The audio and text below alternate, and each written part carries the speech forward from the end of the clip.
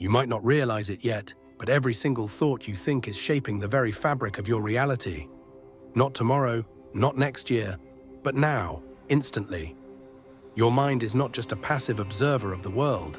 It's the architect, the blueprint designer, the projector of the film you're watching every day. The scary part: most of us are running on autopilot, unaware of the creative power we're wasting. Before we begin, I'd love for you to drop a comment below. Has there ever been a moment where something you thought about repeatedly suddenly showed up in your life? Share your story. It might open someone else's eyes today. Welcome. The moment you grasp the truth, that thoughts aren't just mental noise, but actual energetic commands, you begin to understand why your life looks the way it does. Every image you hold, every word you repeat in your mind, every expectation you nurture acts like a signal. These signals don't vanish into thin air.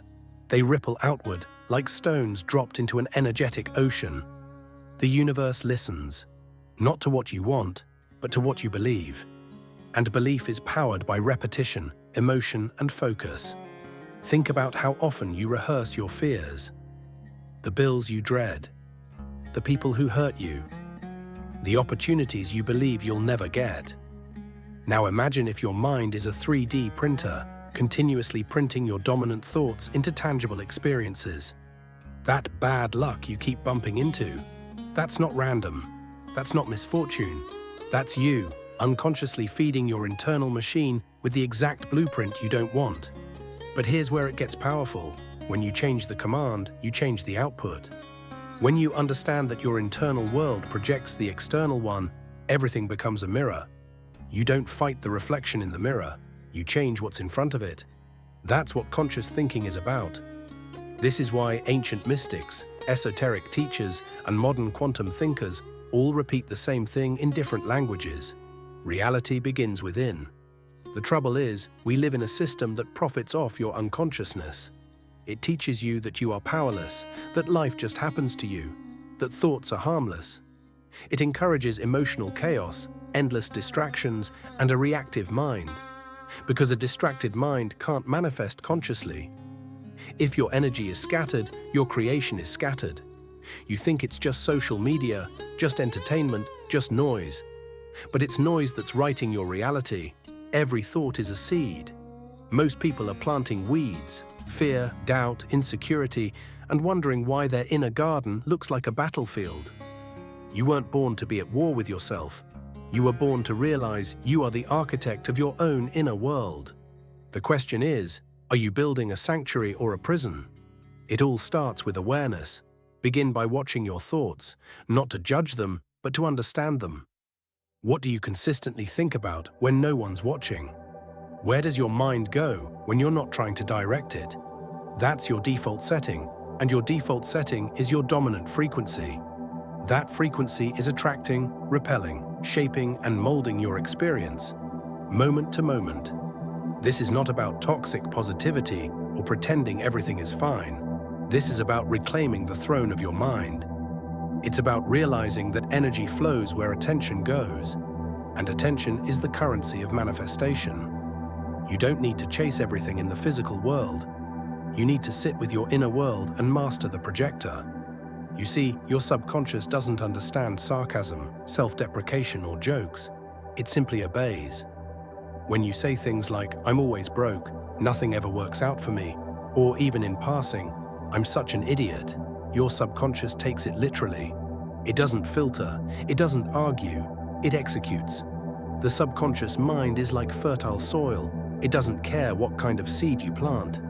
It will grow poison just as eagerly as it will grow medicine. You decide the seed. You decide the emotion that waters it. The fruit? That's your reality. That's the job you accidentally lost. The partner you keep attracting. The financial plateau you can't seem to break through. These are not random. They're the harvest of the seeds you've unconsciously sown. So what happens when you finally become conscious of this process? That's when things shift. That's when you realize manifestation isn't some mysterious magic trick. It's a law, a predictable, programmable, and precise energetic feedback loop. When your inner speech begins to align with what you desire instead of what you fear, you become a creator instead of a reactor. But be warned, the shift isn't always easy. Your brain has been wired for repetition, for survival patterns, for comfort in chaos. Changing your dominant thoughts means stepping into discomfort. It means confronting the beliefs that have kept you small. It means silencing the voices that told you you weren't enough. It means breaking the mental addiction to suffering. You'll start noticing how easily the mind wants to go back to old loops. You'll see how thoughts like, "this won't work," or "I always mess this up," come up automatically. And that's where the true work begins, not in avoiding these thoughts, but in interrupting them, catching them, redirecting them, not once, but every time they show up, until your mind understands a new language, one of power, clarity, and vision. Think of every thought as a vote. Every time you affirm your strength, your healing, your abundance, you're casting a vote for that version of reality. And the more votes it gets, the more solid it becomes. The more you dwell in gratitude, in possibility, in vision, the more your world reflects that back to you. Not through fantasy, but through aligned action and opportunities that would never appear on your old frequency. Reality is not fixed. Time is not linear. You are not trapped. You are in a sea of potentials, and thought is the rudder steering the ship. Even the ancient texts whispered this truth. As a man thinketh in his heart, so is he. They weren't talking metaphor, they were pointing to the mechanics of creation. And here's something powerful. Your emotional state is the amplifier of thought. A quiet affirmation won't do much if it's said with disbelief or resentment. But a single intentional statement, backed with feeling, certainty, and focus, can shift timelines. Emotion charges thought with life. Together, they become command. Now here's the real secret, one they don't teach in school, in church, or even in most spiritual teachings. Every moment, you're not just thinking, you're broadcasting. Like a radio tower, your mind is transmitting signals, and the universe, like an obedient mirror, responds in kind. Not to your wishes, not to your words, but to your dominant frequency. That frequency is the average of your thoughts, the emotional charge you maintain most of the time. You can't say, "I am rich" for 5 minutes and then spend the rest of the day worrying about bills and expect your life to change. The universe doesn't respond to wishful thinking. It responds to sustained vibration. That's why so many people feel like manifestation doesn't work. It's not that it doesn't work, it's that they haven't truly shifted their dominant emotional field. Welcome. Welcome to the real work, the quiet, invisible discipline of thought management, the sacred inner engineering that turns your mind into your ally instead of your saboteur. This is what separates the awakened from the asleep, the architect from the victim, the creator from the complainer. Here's the hard truth. Most people would rather suffer predictably than change. They cling to familiar pain because it feels safe. They've built an identity around their wounds, their limitations, their stories. But you're here because something in you knows that's not the way. Something in you remembers that you weren't made to be ruled by thought. You were made to command it. You don't have to fix everything in a day. This is not about perfection, it's about awareness. Each time you catch a limiting thought and choose a new one, you're shifting your timeline. Each time you breathe instead of spiral, you're reclaiming your energy. Each time you pause and ask, "Is this thought creating the future I want?"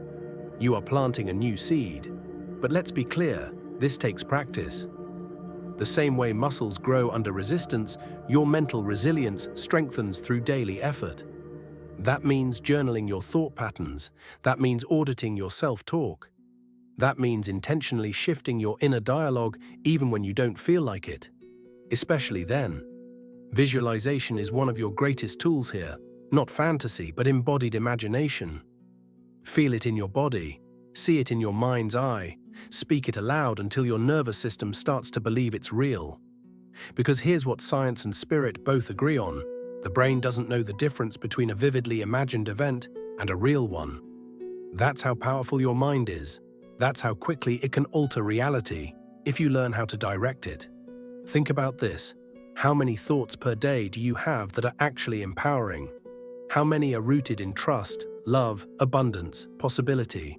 And how many are based in fear, lack, comparison, resentment? That ratio is your frequency. That ratio is your compass. Shift the ratio and you shift the result. You see, reality is less like a fixed destination and more like a fluid dream, one that solidifies around the structure of your beliefs.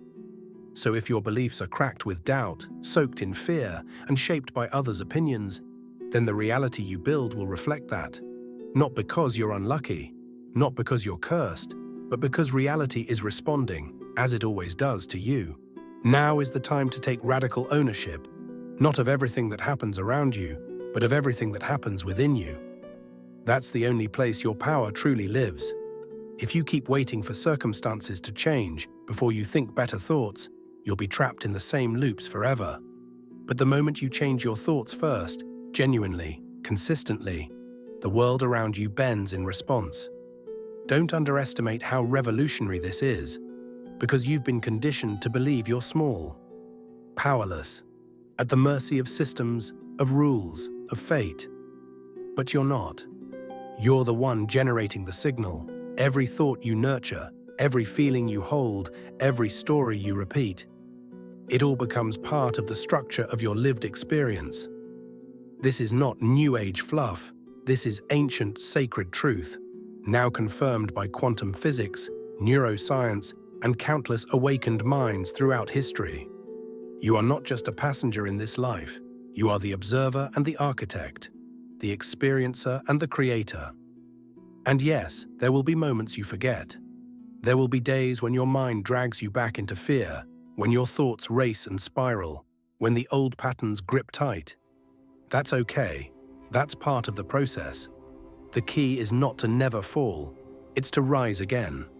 Each time you notice your thinking is slipping into fear or lack, you wake up. You course correct. You reclaim your role. You're not here to control every detail of the universe. You're here to align with its current by choosing thoughts that match the life you want, instead of the one you fear.